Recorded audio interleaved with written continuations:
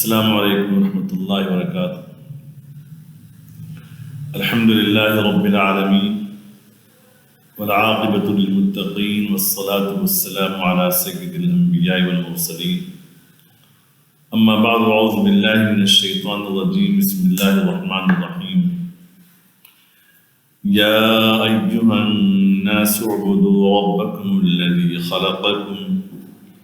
خلقكم والذين من قبلكم لعلكم تتقون الذي جعل لكم الأرض فراشا والسماء بناء وأنزل من السماء ماء فأخرج به من الثمرات رزقا لكم فلا تجعلوا لله أندادا وأنتم تعلمون، صدق اللہ العظیم۔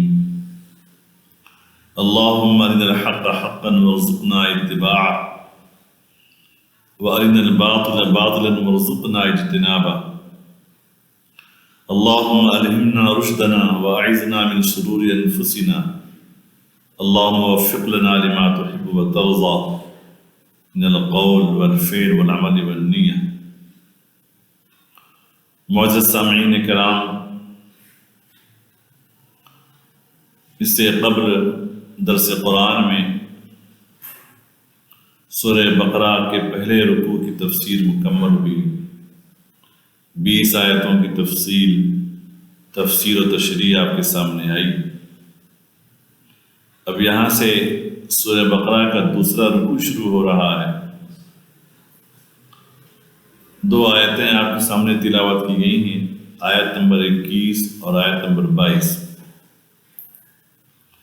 پہلے رکوع میں اللہ تبارک و تعالیٰ نے سورہ بقرہ کی اس دعا کا جواب عطا فرمایا، اہدنا الصراط المستقیم،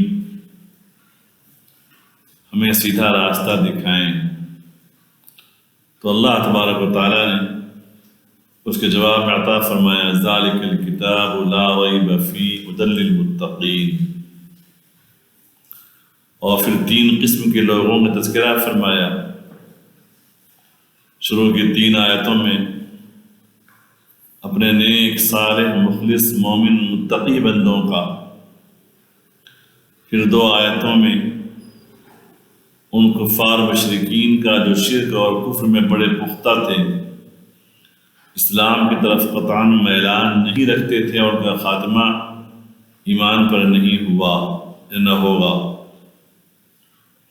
باقی کی 13 آیتوں میں تذکرہ منافقین کا ہے، اور منافقین کی بھی 2 قسمیں ہیں، ایک وہ جو اپنے نفاق میں پختہ تھے، شرک اور کفر دل میں بسائے ہوئے تھے، دوسرے وہ جو نفاق میں متزلزل تھے، کبھی کبھی ان کے دل میں ایمان کا خیال آتا تھا کہ ہم اسلام کی طرف آ جائیں، توبہ کر لیں، شرک سے اور کفر سے باز آ جائیں۔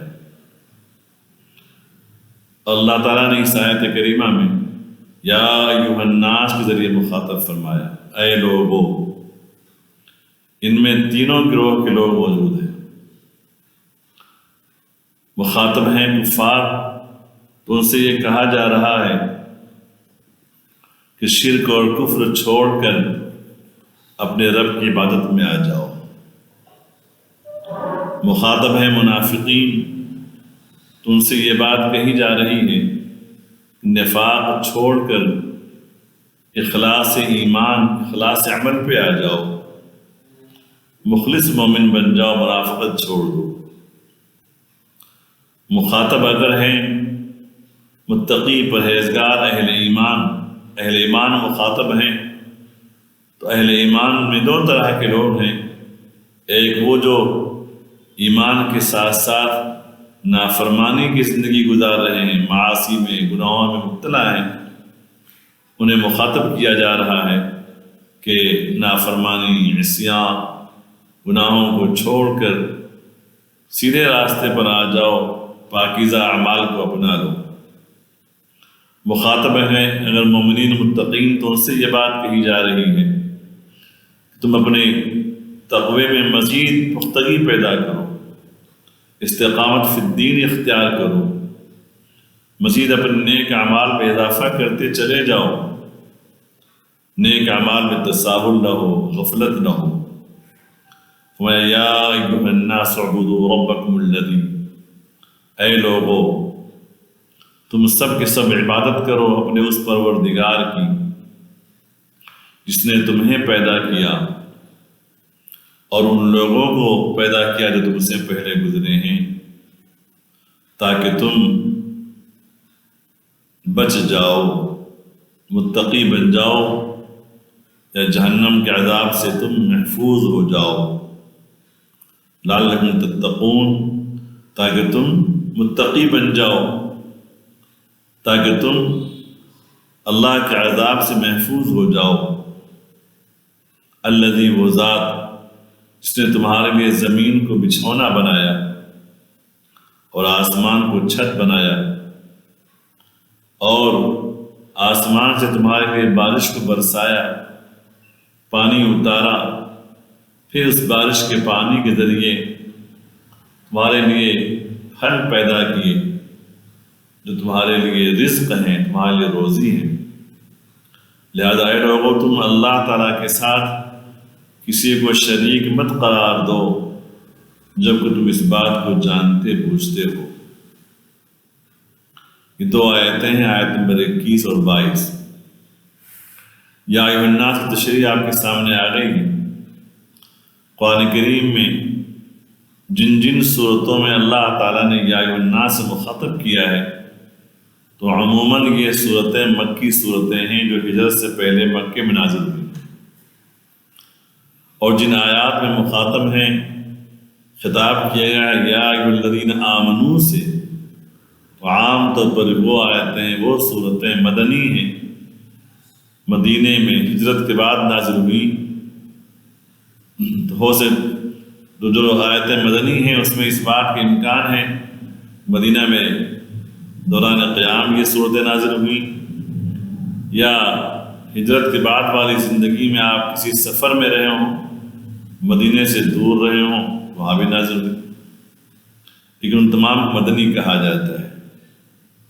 یا ایھا الناس اعبدوا ربکم الذی خلقکم، اگرچہ سورہ بقرہ مدنی ہے لیکن اس میں یہ آیت کریمہ یا ایھا الناس جو ہے یہ مکی آیت ہے، سب کو مخاطب کیا گیا ہے۔ عبادت کرو اپنے اس پروردگار کی جس نے تم سب کو پیدا کیا ہے۔ اللہ تعالیٰ نے اپنی صفات میں صفت رب کو یہاں بیان فرمایا، عبادت کرو۔ عبادت کا مفہوم یہ ہے انتہائی اخلاص کے ساتھ، کامل طریقے سے، اپنی طاقت کے بقدر جتنا زیادہ سے زیادہ ہو سکے انہماک سے عبادت کرنا۔ عبادت کے لیے 3 باتیں ہیں، اخلاص ہو، مکمل توجہ ہو اللہ تبارک و تعالیٰ کی طرف، نیز اپنی طاقت کے بقدر جتنا زیادہ سے زیادہ ہو سکے عبادت کرنا۔ تفسیر روح البیان میں عبادت کی یہی تعریف بیان کی گئی ہے۔ عبادت کے معنی ہے اپنی پوری طاقت مکمل فرما برداری میں صرف کرنا اور خوف و عظمت کے پیش نظر نافرمانی سے دور رہنا۔ اللہ تعالیٰ سے خوف بھی ہو تو اللہ تعالیٰ کی ذات کی عظمت کا احساس بھی ہونا چاہیے۔ کس کی عبادت کرو؟ لفظ اللہ یہ اللہ تبارک و تعالیٰ کا خاص نام ہے، اسم خاص۔ پھر اللہ تعالیٰ کی صفات ہیں، صفات رحمان بھی ہے، رحیم ہے، جبار، قہار، مالک۔ انہی صفات میں سب سے عظیم صفت ہے رب۔ لفظ رب کے اندر عبادت کی دلیل ہے، اللہ تعالیٰ ہی کی عبادت کیوں کی جائے، اس کے سوا کسی اور ذات کی عبادت کیوں نہ کی جائے، کیونکہ وہ ہم سب کا پروردگار ہے، رب ہے۔ ربن کے معنی پرورش کرنے والا، پیدا کرنا، اور پیدا کرنے کے بعد ہماری جتنی ضروریات ہیں اس دنیا میں زندگی گزارنے کے لیے سب عطا کرنا، سب کو فراہم کرنا۔ سورہ طٰہٰ میں اس موقع کے لیے وہ آیت بہت ہی مناسب ہے۔ جب فرعون نے پوچھا حضرت موسیٰ سے اور ہارون سے، قال فمن ربکما یا موسیٰ، اے موسیٰ تم دونوں کا پروردگار رب کون ہے؟ فرمایا قال ربنا الذی اعطى كل شيء خلقه ثم هدى۔ حضرت موسیٰ علیہ السلام نے جواب دیا، ہمارا پروردگار تو وہ ہے جس نے ہر مخلوق کی تخلیق کی، پیدا کیا اور ہر مخلوق کو ان کے مناسب ہدایت عطا فرمائی۔ اس مخلوق کو زندگی گزارنے کے لیے جو جو چیزیں ضروری ہیں اللہ تعالیٰ نے سب ان کو عطا فرمائی۔ بچہ پیدا ہوتا ہے، ہم انسانوں میں یا جانوروں میں پیدائش کے بعد اللہ تعالیٰ اس سے بتاتے ہیں کہ اس کی غذا کہاں ہے۔ ماں کی چھاتی میں اس کی غذا ہے۔ بھینس ہے، گائے ہے، بکریاں ہیں، ان کے بچے ہوتے ہیں تو اللہ تعالیٰ ان کے دل میں بات ڈالتے ہیں کہ ان کی غذا کہاں ان کو ملے گی۔ بچوں کو اللہ تعالیٰ رونا سکھاتے ہیں کہ رو کر اپنی ضرورت اپنے ماں کے سامنے پیش کرتے ہیں۔ وَرَبُّنَا الَّذِي أَعْطَىٰ كُلَّ شَيْءٍ خَلْقَهُ ثُمَّ هَدَىٰ۔ ہر مخلوق کو معلوم ہے کہ ہمیں زندگی کیسے گزارنا ہے، کیا کھانا ہے، کیا پینا ہے، کیا نہیں کھانا ہے، کون سی غذا ہمارے لیے مناسب ہے اور کون سی نامناسب ہے۔ چاہے وہ جنگل کے مخلوق ہو، چاہے وہ پانی کے مخلوق ہو، چاہے فضاؤں میں اڑنے والے پرندے ہوں، اللہ تعالیٰ نے سب کو بتا دیا۔ قال ربنا الذي اعطى كل شيء خلقه ثم هدى۔ ہمارا پروردگار تو وہ ہے جس نے ہر مخلوق کو پیدا کیا اور ان کے مناسب ان کو ہدایت نصیب فرمائی۔ تو رب العالمین تمام جہانوں کا پروردگار ہے، پالنہار ہے۔ اللہ کے سوا کفار مشرکین جن کی پرستش کیا کرتے ہیں تو ایک ذرہ بھی پیدا کرنے کی صلاحیت نہیں رکھتے ہیں۔ انسانوں کی ضروریات ادنا سے ادنا کی بھی وہ مالک نہیں ہیں۔ سورہ فاطر میں ہے لا یملکون من قطمیر،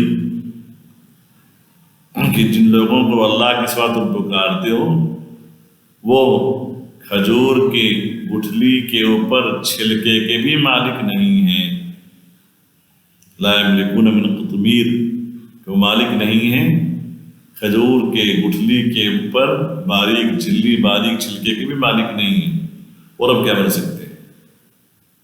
جس ذات نے تم کو پیدا کیا، کیسے پیدا کیا، ماں کے پیٹ میں بچے کی تخلیق کن کن مرحلوں میں وہ ہوا کرتی ہے، اور کیسے کیسے بچہ نشوونما پاتا ہے۔ پیدا کیا اولاً سیدنا آدم کو مٹی سے، پھر اس کے بعد تمام کی تمام پیدائش ہوتی ہے من ماء مہین، قرآن کریم میں فرمایا ایک ناپاک پانی کے قطرے سے۔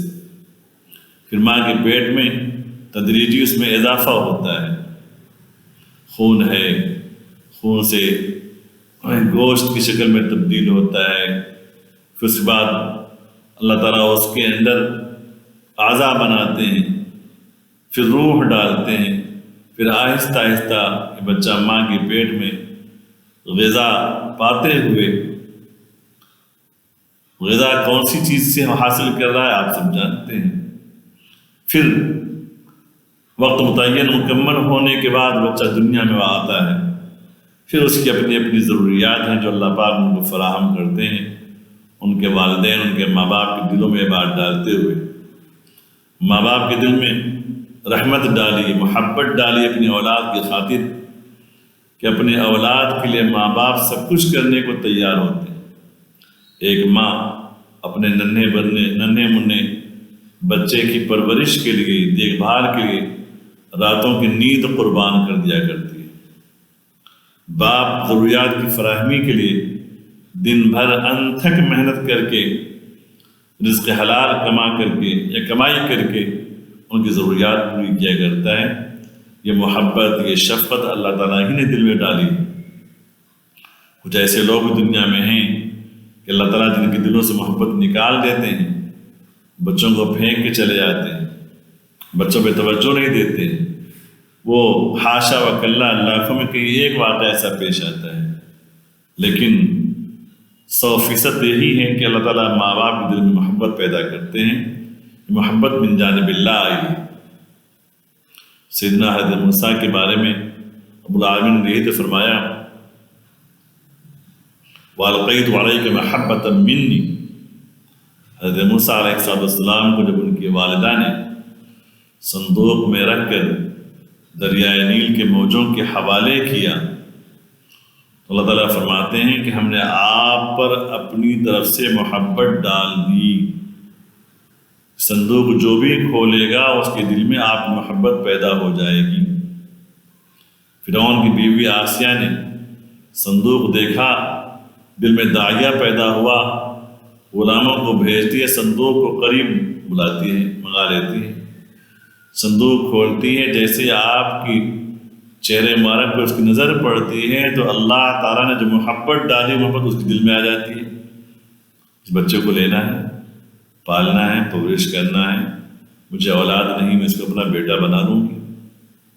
وَلِتُصْنَعَ عَلَىٰ عَيْنِي، اور فرمایا رب العالمین نے کہ میں نے آپ پر محبت ڈالی اپنی طرف سے، اور تاکہ میری نگاہوں کے سامنے آپ کی پرورش ہو۔ وَلِتُصْنَعَ عَلَىٰ عَيْنِي، تو ماں باپ کے دل میں اللہ تعالیٰ ہی محبت ڈالتے ہیں جو بچوں کی بچپن کی تمام ضروریات پوری کیا کرتے ہیں۔ اور رب العالمین صرف ہمارے ہی خالق نہیں ہیں، ہم سے پہلے جتنے لوگ گزرے ہیں سب کے خالق ہیں۔ خلقکم سے مراد آپ صلی اللہ علیہ وسلم کے زمانے کے صحابہ سے لے کر آپ کے زمانے کی تمام انسانوں سے لے کر قیامت تک آنے والے سارے انسان مراد ہیں، کیونکہ آپ کے زمانے سے لے کر قیامت تک پوری ایک ہی امت ہے، امت محمدیہ صلی اللہ علیہ وسلم، اور آپ سے پہلے دیگر امتیں گزری ہیں۔ اب آپ کے پاس کوئی نئی امت آنے والی نہیں، صرف قیامت ہی آئے گی۔ اسی لیے یہی فرمایا الذی خلقکم، جس نے تم سب کو پیدا کیا، تمام کے تمام انسان جو اس وقت موجود ہیں، جو قیامت تک آتے رہیں گے، اور ان لوگوں کو جو تم سے پہلے گزرے۔ عبادت کرو تاکہ تم متقی بن جاؤ، تمہارے دل میں اللہ کا خوف پیدا ہو جائے، تم گناہوں سے بچ جاؤ، عذاب جہنم سے بچ جاؤ۔ لعل، یہ جو لفظ ہے، اس لفظ کو وہاں استعمال کیا جاتا ہے جس کا حاصل کرنا ممکن ہو۔ دو الفاظ آتے ہیں، ایک لعل اور ایک لیتا۔ لیتا اس کا استعمال وہاں پہ ہوتا ہے جس چیز کا حاصل ہونا ممکن نہ ہو، پھر وہاں جیسے کوئی بوڑھا آدمی کہے کہ کاش کہ میں جوان ہوتا۔ بوڑھا جوان تو بن نہیں سکتا ہے۔ کوئی جوان کہے کاش کہ میں بچہ ہوتا، تو نوجوان آدمی بچہ تو نہیں بن سکتا ہے۔ اور لعل یہ لفظ وہاں بولا جاتا ہے جس کا حاصل کرنا ممکن ہو، آسان ہو، متقی بننا آسان ہے۔ شرک اور کفر چھوڑ دیں، ایمان میں آ جائیں، نفاق چھوڑ دیں، مخلص مومن بن جائیں، اہل ایمان ہیں، عمل میں مزید پختگی پیدا کریں، پابندی کریں، اطاعت گزار بن جائیں، گناہوں کو چھوڑ دیں، تقوی میں اضافہ ہوتا چلا جائے گا۔ تو پہلی آیت میں اللہ تعالیٰ نے اپنی ان نعمتوں کا ذکر فرمایا ہے جو ہمارے ذات سے متعلق ہیں، نعمت نفسی، ذات سے متعلق جو ہے، اور دوسری آیت میں اللہ تعالیٰ نے تذکرہ فرمایا ہے ان نعمتوں کا جو نعمتیں آفاقی ہیں، ہمارے آس پاس ہیں، ہمارے آس پاس بھی ہیں، پوری کائنات پھیلی ہوئی ہیں۔ الذی جعل لکم الارض فراشا، جس نے تمہارے لیے زمین کو بچھونا بنایا۔ اس روئے زمین کو اللہ تبارک و تعالیٰ نے ہمارے لیے اس طرح بنایا ہے جیسا کہ بستر ہے جہاں ہم آرام کیا کرتے ہیں۔ زمین کو بالکل نرم نہیں بنایا کہ پانی کی طرح نرم ہو، پیر رکھتے ہی دھنس جائے زمین۔ اتنا سخت نہیں بنایا کہ چلتے ہی پیر میں ٹھوکریں لگنے لگے پتھروں کے مانند۔ اللہ تعالیٰ نے اس روئے زمین کو تو ہم نے تمہارے لیے بچھونا بنایا ہے اور آسمان کو چھت بنایا۔ یہ دنیا ہمارے لیے ایک مکان کی مانند ہے۔ ہاں، اس مکان میں ہم اور بھی اپنے مکانات بناتے ہیں۔ دنیا میں بہت سے لوگ ایسے ہیں جو زمین پہ ہی سو جاتے ہیں، آسمان تلے سو جاتے ہیں، ایسے بھی ہیں۔ یہاں مفسرین نے فرمایا ہے کوئی آدمی اس آیت کے ذریعے استدلال نہ کرے کہ زمین چپٹی ہے، گول نہیں ہے۔ دراصل اللہ تبارک و تعالیٰ نے ہمیں مخاطب کرتے ہوئے ہمارے سوچ اور فکر کو مد نظر رکھا ہے۔ زمین بے شک گول ہے، لیکن یہ زمین بہت وسیع ہے۔ ہم جب اپنی آنکھوں سے سارا آنکھوں سے دیکھتے ہیں تو ہمارے آس پاس دور دور تک صاف میدان نظر آتا ہے جو بظاہر مسطح نظر آ رہا ہے۔ ہاں، سائنسدانوں نے، طبیعیات کے، زمین کے ماہرین نے ثابت کیا اور آج تو مشاہدے میں بات آ گئی ہے کیمروں کے ذریعے سے، سیٹلائٹ کے ذریعے سے کہ دنیا گول ہے۔ لیکن جو چیز سامنے نظر آ رہی ہے وہ یہ کہ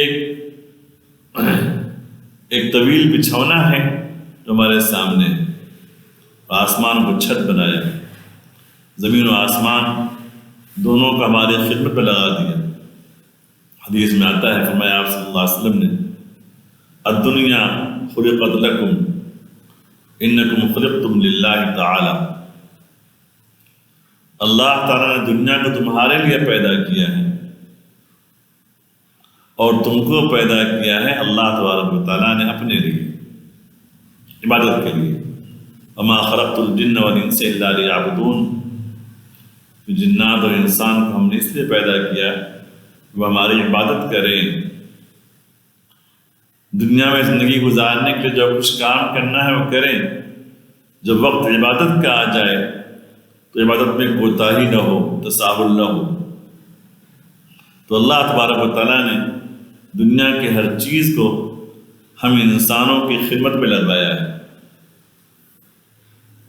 پارے 14 سورہ ابراہیم کے وہ آیتیں ہیں، وَسَخَّرَ لَكُمُ الشَّمْسَ وَالْقَمَرَ دَائِبَيْنِ سَخَّرَ لَكُمُ اللَّيْلَ وَالنَّهَارَ کہ اللہ تعالیٰ نے سورج کو اور چاند کو تمہاری خدمت میں لگا دیا ہے، جو دونوں حرکت میں ہیں۔ تمہارے لیے دن اور رات کو تمہاری خدمت میں لگا دیا ہے۔ تو پوری کائنات اللہ تعالیٰ نے ہم انسانوں کے لیے بنائی ہے۔ کائنات کی کوئی چیز خالق نہیں بن سکتی، کائنات کی کوئی چیز عبادت کے لائق نہیں ہے۔ عبادت کے لائق تو وہ ہے جس نے ان سب کو پیدا کیا، بنایا ہے۔ ان تمام میں تم سب سے بہتر ہو اے انسانوں۔ اس پوری کائنات میں اللہ تعالیٰ نے تم سب کو سب سے بہتر بنایا، اشرف المخلوقات۔ وَلَقَدْ كَرَّمْنَا بَنِي آدَمَ وَحَمَلْنَاهُمْ فِي الْبَرِّ وَالْبَحْرِ وَرَزَقْنَاهُمْ مِنَ الطَّيِّبَاتِ کہ ہم نے آدم کی اولاد کو بڑی عزت دی، بہت مکرم بنایا ہے، اور ہم نے آدم کی اولاد کو خشکی میں اور سمندر میں طاقت عطا فرمائی۔ ہم نے ان کو سوار کیا، فوقیت دی، خشکی میں بھی اور سمندر میں بھی۔ آج خشکی میں انسان فضاؤں میں کہاں سے کہاں پہنچا ہوا ہے، سمندر کو پانی کو چیرتے ہوئے یہاں سے وہاں سفر کر لیا کرتا ہے، بڑی بڑی کشتیاں، بڑے بڑے جہاز جو پہاڑوں کے مانند ہیں۔ اور فرمایا ہم نے آدم کی اولاد کو پاکیزہ روزی عطا فرمائی، وَلَقَدْ كَرَّمْنَا فرمایا۔ یہ جگہ فرمایا وَلَقَدْ خَلَقْنَا الْإِنسَانَ فِي أَحْسَنِ تَقْوِيمٍ ہم نے انسان کو بہترین شکل و صورت میں پیدا کیا ہے۔ انسان سے زیادہ خوبصورت دنیا کی کوئی اور مخلوق نہیں ہے۔ اللہ پاک نے جتنی صلاحیتوں سے انسانوں کو نوازا ہے، کسی اور مخلوق کو اتنی صلاحیت عطا نہیں فرمائی ہے۔ تو یہ پوری کائنات کو اللہ تعالیٰ نے ہمارے لیے خادم بنایا ہے، ہم مخدوم۔ تو اس انسان کی کتنی حماقت ہے نادانی اور ناسمجھی ہے کہ اپنے خادم کی خود پرستش کرنے لگے، زمین کو پوجنے لگے، سورج کو اور چاند کو پوجنے لگے، کسی مخلوق کو پوجنے لگے۔ انتہائی نادانی کی بات ہے، ناسمجھی کی بات ہے۔ پھر رب العالمین نے ہمارے واسطے بارش کا انتظام فرمایا۔ عربی زبان میں ہر وہ شے جو ہمارے سر کے اوپر ہو وہ سما کہلاتی ہے۔ لفظ سما کا ترجمہ آسمان سے بھی کیا جاتا ہے، بادلوں سے بھی کیا جاتا ہے، خالی فضاؤں سے بھی کیا جاتا ہے، کیونکہ بارش اوپر سے آیا کرتی ہے، اس لیے اس کو سما سے تعبیر فرمایا ہے۔ اور کہیں کی تذکرہ بادلوں کو بھی کیا ہے کہ یہ بارش کا پانی ہم سب کو میسر ہے، ہماری کھیتیاں اسی سے تیار ہیں، باغات اسی سے تیار ہیں، طرح طرح کے پھل، طرح طرح کے فروٹس، ترکاریاں، غذائیں، غلہ جات جو کھیتوں میں پیدا ہوا کرتی ہیں، ان تمام کے پیچھے رب العالمین کی ذات کار فرما ہے، اور اسباب کے طور پر اللہ تعالیٰ نے بارش کا انتظام فرمایا۔ زمین میں اس طرح کی عطا فرمائی کو فلاں چیزوں کو اگائے۔ اگر زمین میں صلاحیت نہ ہوتی، کچھ زمینیں ایسی بھی ہیں جہاں مٹی ہے، سب کچھ ہے، لیکن پیداوار نہیں ہوا کرتی ہے۔ کسی علاقے میں کوئی چیز پیدا ہوتی، کسی علاقے میں کوئی چیز پیدا ہوتی۔ اللہ تعالیٰ اگر ہر چیز کو ہر جگہ پیدا کر دیتے ہیں تو تجارت کا نظام کیسے ہوتا؟ تجارت نہ ہوتی، لوگوں کو پیسے کہاں ملتے ہیں، کہاں سے ملتے ہیں؟ اس لیے بعض پھل کسی خاص علاقے میں ہوتے ہیں، کہیں گیہوں ہے چاول نہیں، کہیں چاول ہے تو گیہوں نہیں، لوگ محتاج ہیں کہ گیہوں وہاں سے آئے، چاول یہاں سے آئے، فروٹ وہاں سے آئے، تاکہ لوگوں کا کاروبار بھی چلتا رہے۔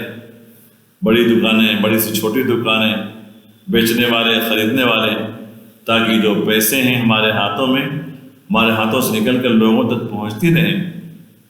فرمایا اے لوگوں، دیکھو اپنے خالق کو، اپنی ذات پہ غور فکر کر لو، تمہاری ذات پہ اللہ نے کیا کیا بنایا ہے۔ وَفِي أَنفُسِكُمْ أَفَلَا تُبْصِرُونَ، اپنی ذات پہ دیکھتے کیوں نہیں ہو؟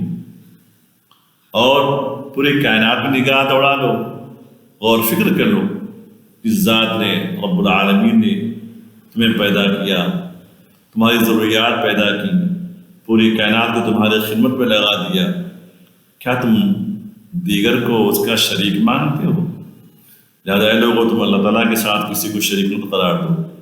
شرک کسی بھی حال میں قابل قبول نہیں ہے، نہ اللہ کی ذات میں، نہ اللہ کی صفات میں۔ شرک جہاں بھی پایا جائے گا، یاد رکھیے ان اللہ لا یغفر ان یشرک بہ، کہ اللہ تعالیٰ کبھی بھی اس شخص کو معاف نہیں کریں گے، اس عمل کو معاف نہیں کریں گے جس کے ذریعے اللہ تعالیٰ کے ساتھ شریک قرار دیا جائے، اور شرک اور کفر کے علاوہ جس کو چاہے معاف فرما دیں گے۔ فرمایا اے لوگوں، لہذا تم اللہ تعالیٰ کے ساتھ شریک مت قرار دو، جبکہ تم جانتے بوجھتے ہو اس کی قباحت کو، اس کی شناعت کو، اس کی برائی کو جانتے ہو، پھر مشرک کیوں بنتے ہو؟ ان آیات کا خلاصہ یہ ہے کہ ہم سب کو رب العالمین کی عبادت کی تعلیم دی گئی، اپنے خالق کو پہچاننے کی ترغیب دی گئی۔ خالق کی نعمتوں کو پہچانو، سمجھو، اپنے ایمان میں مضبوطی پیدا کرو، اور ہر قسم کے وہ عمل جو اللہ تعالیٰ کو ناپسند ہے اسے اپنے آپ کو بچا دو۔ اللہ تعالیٰ ہم تمام کو ان آیتوں سے استفادے کی توفیق عطا فرمائیں، اور ہم سب کو دین پر استقامت اور مضبوطی عطا فرمائیں۔ وآخر دعوانا الحمد للہ رب العالمین۔